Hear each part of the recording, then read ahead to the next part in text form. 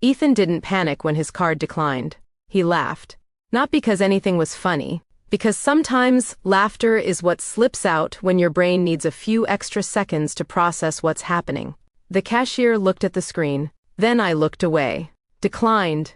Ethan tapped the card again. Same result. He pulled out another card. Declined. A customer stepped into line behind him. Then another. Nobody said anything. Nobody needed to. The silence was uncomfortable enough. For a few seconds, Ethan just stood there staring at the payment terminal. Because this wasn't supposed to happen. Not to him. He made 6 figures. He owned a beautiful home in one of the nicer neighborhoods in town.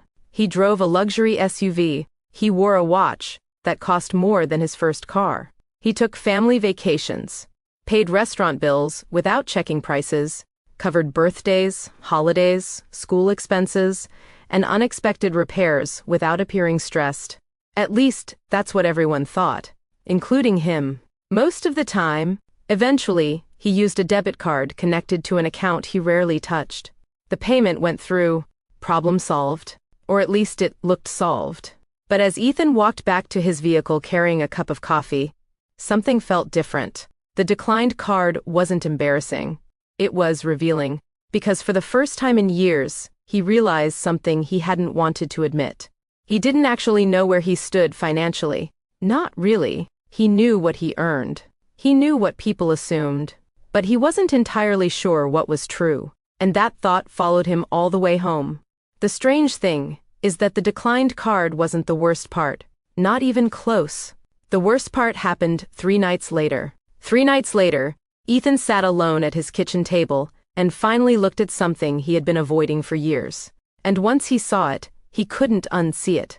Ethan was 38, married, 2 children, director of operations at a growing company. Dependable, respected, successful, the kind of person people quietly admired.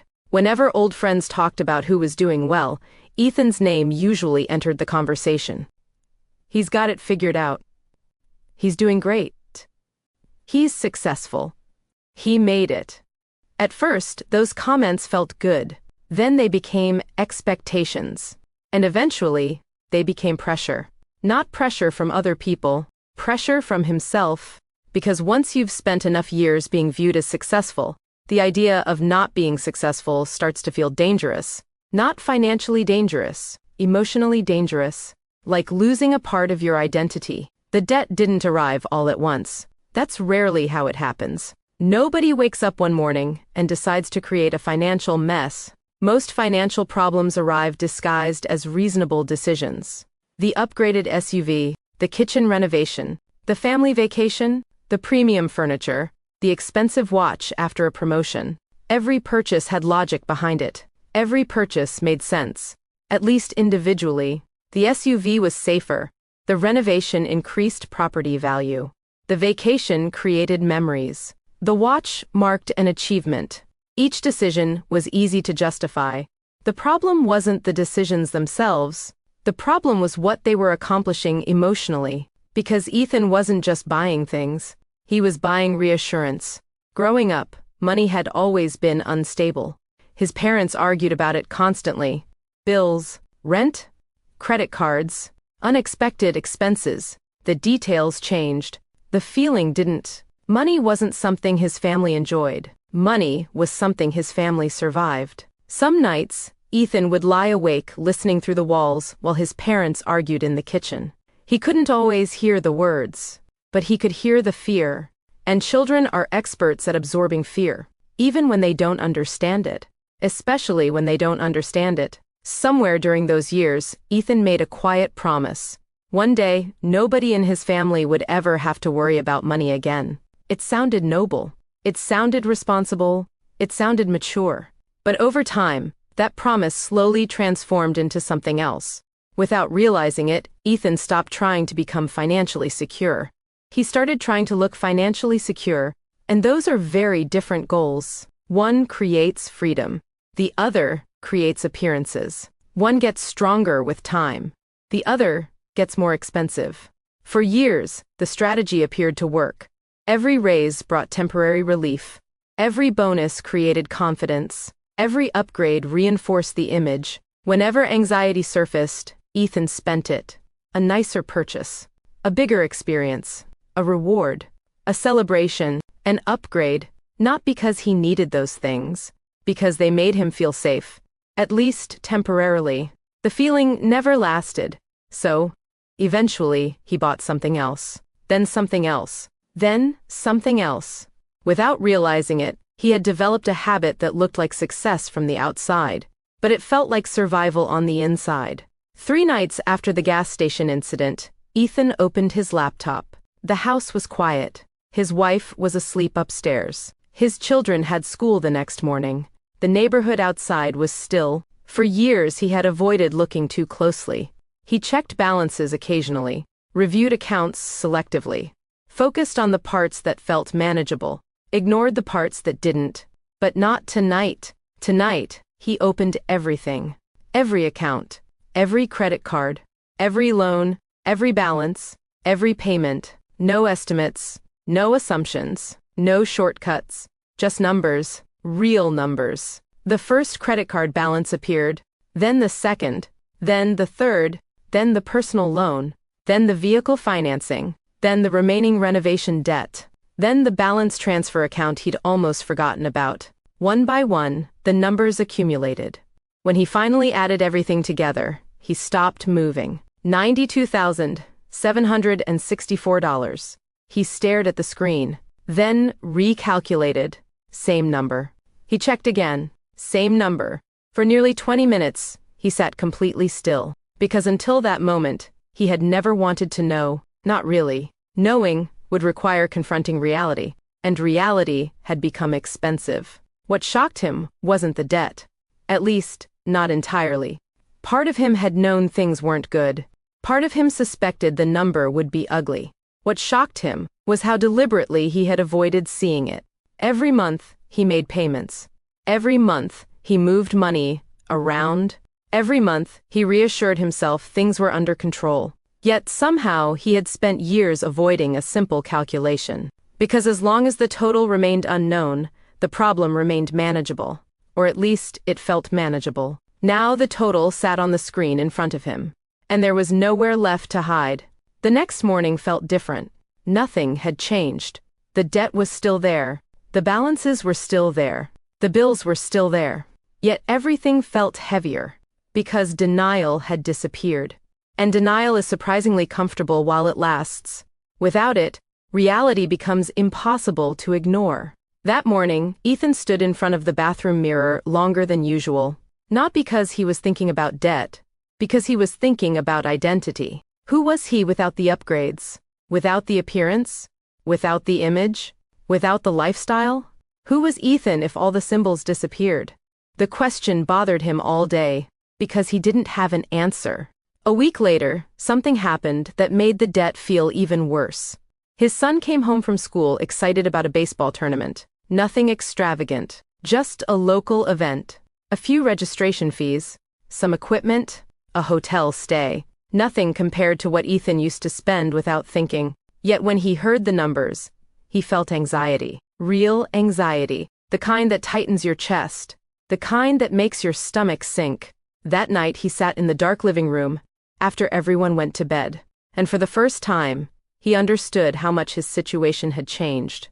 Years earlier, those expenses would have felt insignificant. Now they felt threatened. Not because the tournament was expensive, because his financial foundation wasn't nearly as strong as he had convinced himself it was. The image was strong. The foundation wasn't. For 3 days, Ethan debated telling his wife. He rehearsed conversations in his head. Every version ended badly. She would be angry, disappointed, hurt, or maybe all three. So, he waited, and avoided, and delayed, until one evening she asked a simple question. A question she'd asked before. But this time, it landed differently. Why do you always look nervous when I bring up money? Ethan froze, because she wasn't wrong. She had noticed, maybe not the details, maybe not the numbers, but she had noticed something.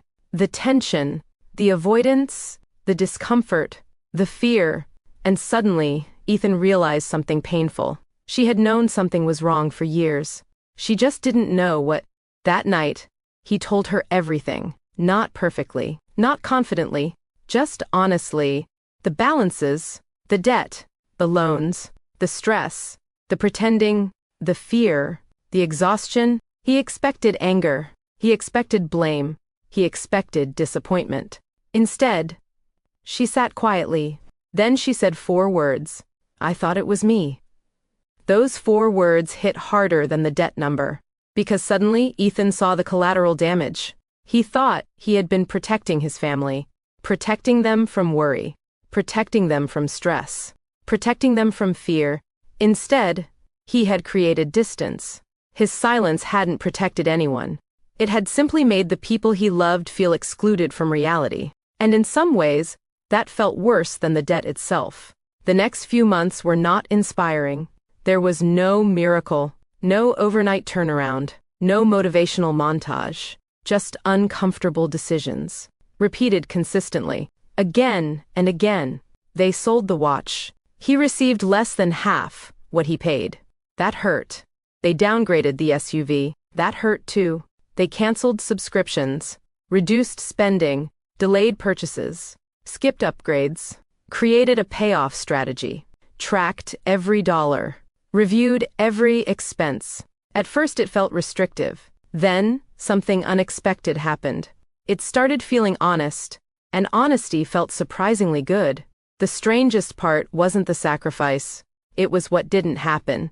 Nobody noticed. Not really. His coworkers didn't ask about the watch. His neighbors didn't comment on the SUV. His friends didn't question his spending habits. Nobody seemed interested in the details of his lifestyle.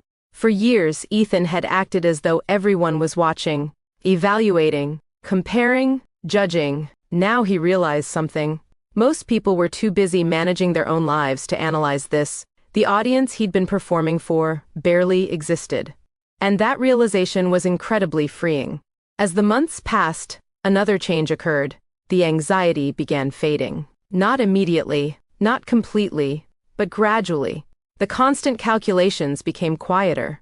The background stress softened. The panic loosened its grip. For years, Ethan assumed his anxiety came from not having enough money. Now he realized much of it came from trying to maintain an identity that required constant financial support. That identity had become exhausting and expensive, more expensive than he ever understood. A year later, Ethan stood beside a baseball field, watching his son play.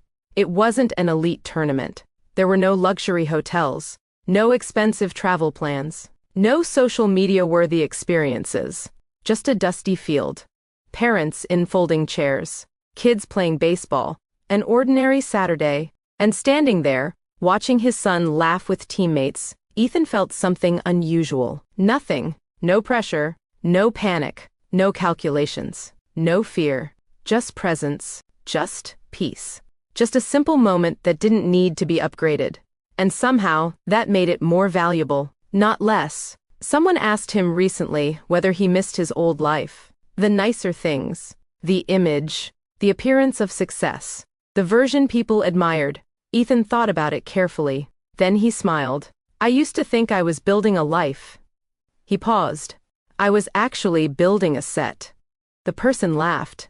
But Ethan wasn't joking, because that's exactly what it felt like. A set, something designed to look convincing from a distance, something expensive to maintain, something fragile underneath. Then he added, "And once I stopped paying for the set, I finally had enough left to build the real thing."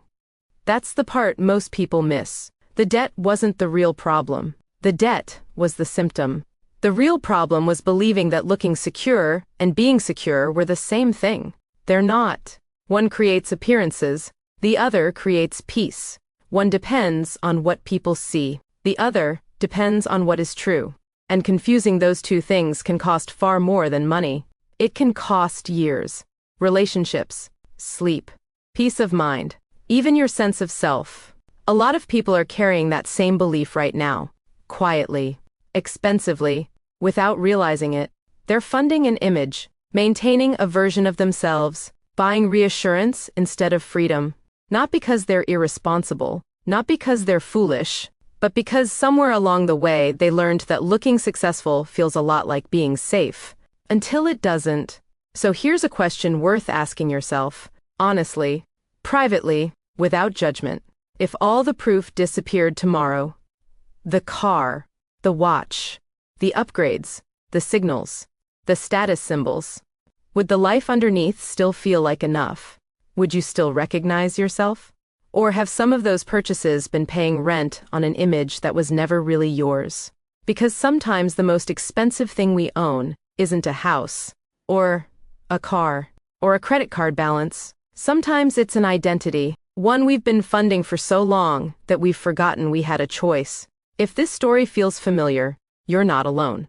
And if you've ever caught yourself spending money to maintain a version of yourself, rather than improve your actual life, you're definitely not alone.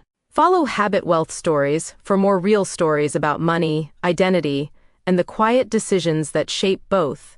Because some of the most important money lessons aren't really about money. They're about the stories we tell ourselves long before we ever earn our first paycheck.